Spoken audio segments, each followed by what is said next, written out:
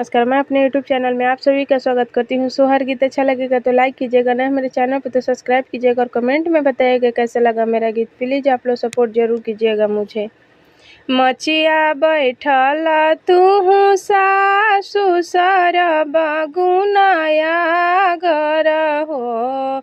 मचिया बैठल तू सासु सर बगुनाया घर हो।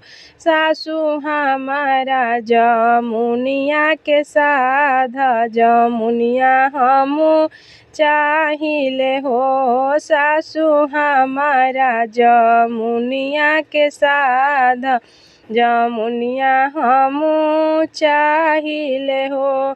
बोलिया त ये बहुआ बोलेलू बोलहू ना जानेलू हो। बोलिया त ये बहुआ बोलेलू बोलहू ना जानेलू हो।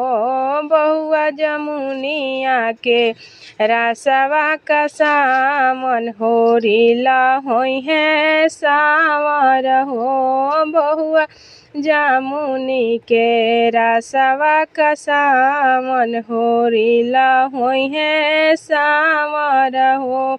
बोलिया त ये सासु बोलिले बोलहू ना जानिले हो। बोलिया त ये सासु बोलिले बोलहू ना जानिले हो। ए सासु सामरे बरन श्री राम देखत निक लागेला हो। ए सासु सामरे बरन श्री राम देखत निक लागेला हो।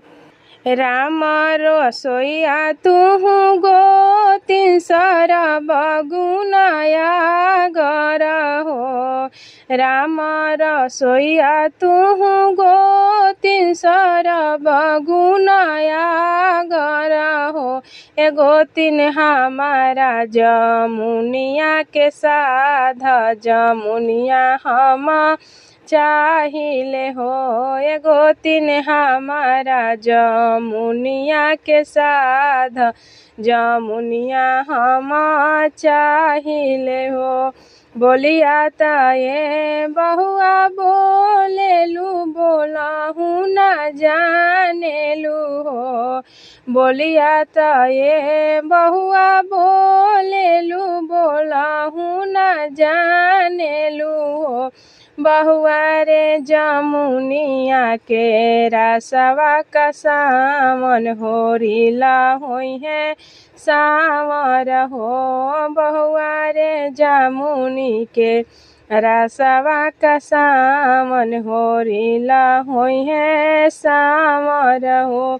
बोलिया त ये गोतिन बोलेनी बोलहू ना जानेनी हो। बोलिया त ये गोतिन बोलेनी बोलही ना जानेनी हो। ए गोतिन सामरही बारे श्री राम देखत निक लागेला हो। ए गोतिन सामरे ही बारे श्री राम देखत निक लागेला हो। सिपुली खेलत तुहु ननद सर बगुनाया घर हो। सिपुली खेलत तुहु ननद सर बगुनाया घर हो। ए ननद हमारा जमुनिया के साध जमुनिया हम चाहिले हो। ए ननद हमारा जमुनिया के साध जमुनिया हम चाहिले हो। बोलिया त ये भाभी बोलेलू बोलहू ना जानेलू हो।